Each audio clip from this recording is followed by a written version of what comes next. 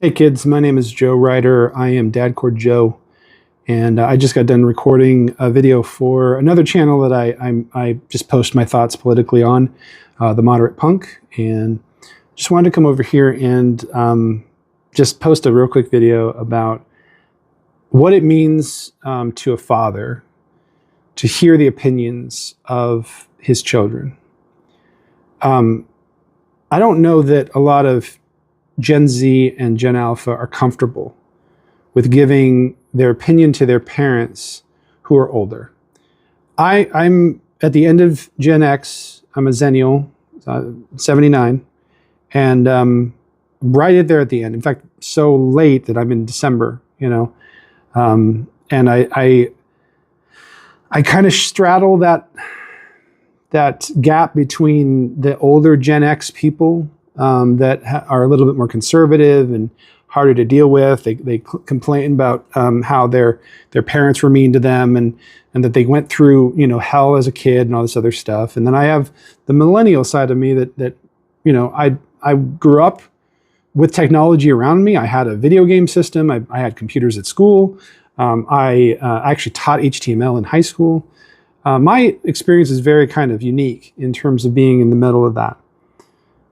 I don't remember being able to really have the conversations I think that I'm having with my kids.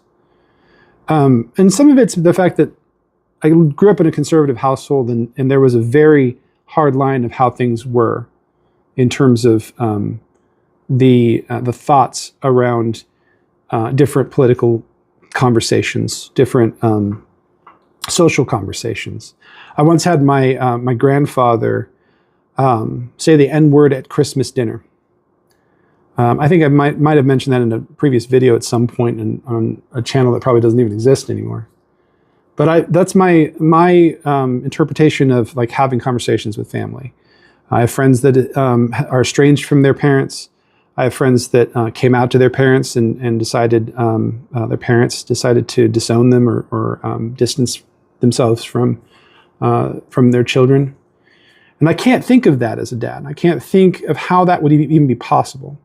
I have children that are on the spectrum of autism, of gender, of ideology.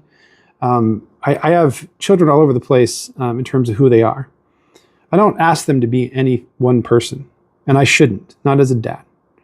I think that no dad should really be so hard-pressed to create an identity for a child that they reject every other identity that child says probably fits them more.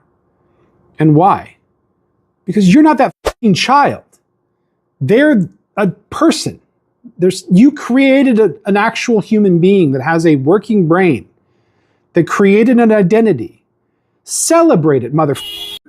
I get really angry as talking sometimes about dads that just can't get over themselves. They're part of the manosphere, the alpha male mentality that all men are supposed to be these macho, unfeeling blocks of stone chiseled to be this strong anchor that your family uses in order to not drift off into the woke mindset or whatever is out there. So yeah, I'm a little bit mouthy, and I've got a little bit of dirt in my mouth in terms of what I spit out on these kind of videos. I probably am censoring it as we speak because I'm finding out that if I don't, they don't go anywhere in terms of viewership. But I think the sentiment's still there. Men really have to get over themselves, and I want to really kind of encourage people in this video to think about that as a dad. As somebody who supports a dad. If you're not a dad yourself, maybe you're an uncle. Maybe you are a dad yourself and your child is a dad. You should be supporting other dads. And the way that you support them the best is to make sure that they are open and honest and receiving of their child's identity and what they have to say. Gen Alpha, while they're young, and a lot of them don't know their ass from Skibidi Toilet, they have a lot of opinions, and they're good opinions.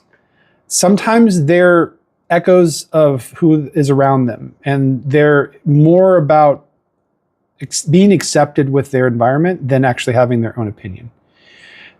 as much as you might think that, hey, that's how it should be, you should have the same values as your parents because you should respect your parents or whatever you're thinking about.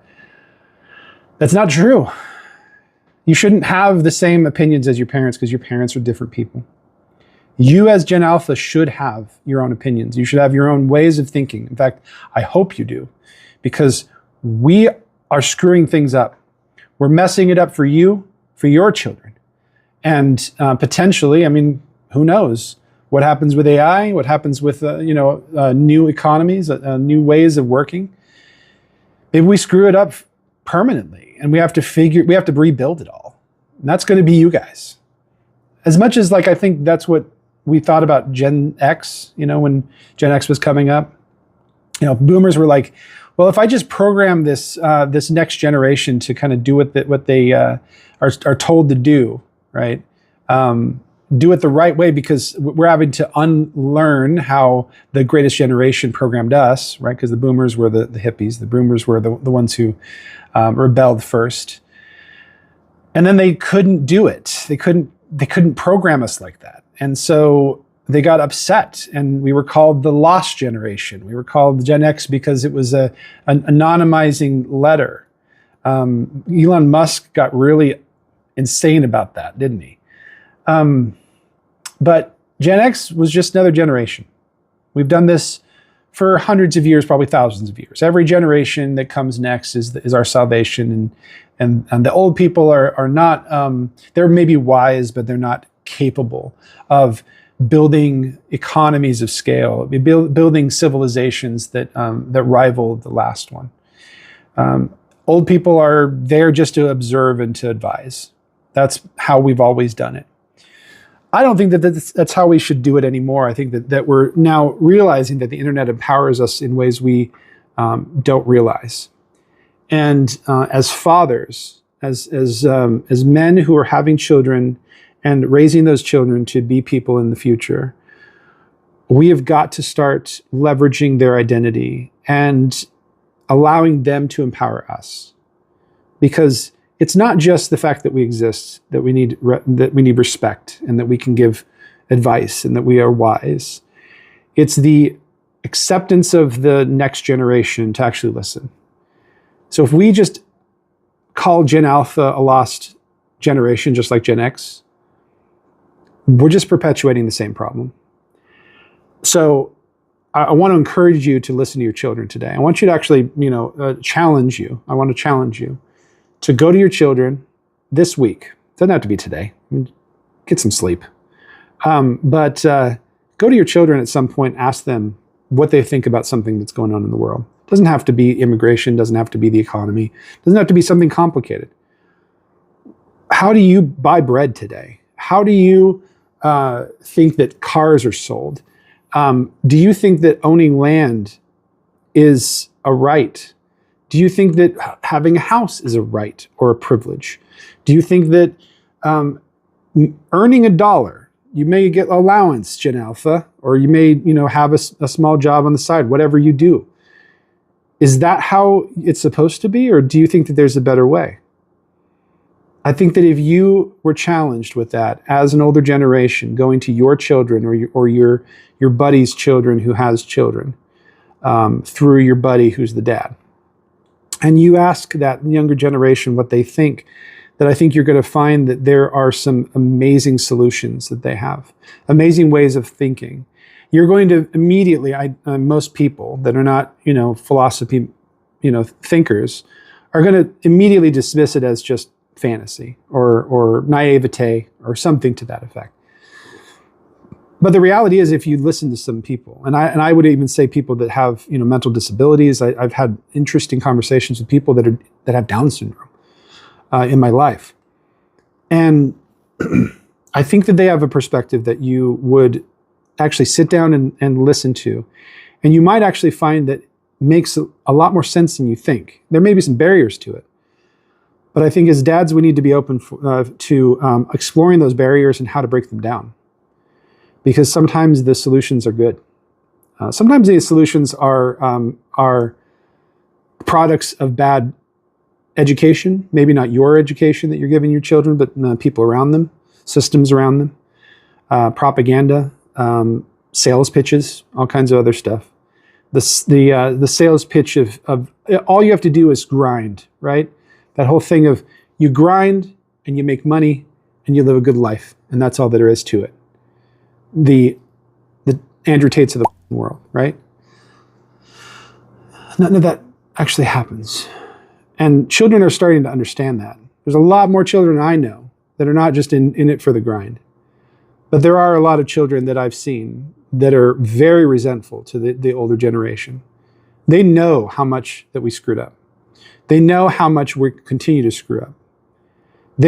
Just Gen Z trying to get jobs right now. The first job they've ever had, right?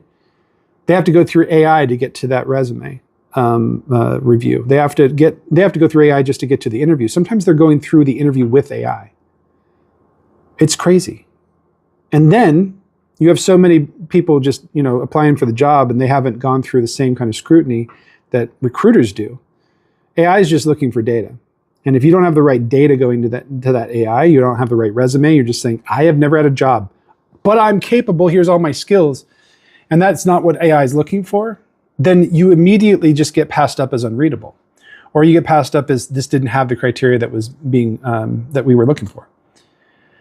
I've seen it now 3 times with 3 different children of mine, that they're just passed up and no interview, no callback, no explanation. You called them, oh, we filled the position. Not even engaged. And this is the way that hiring is now done.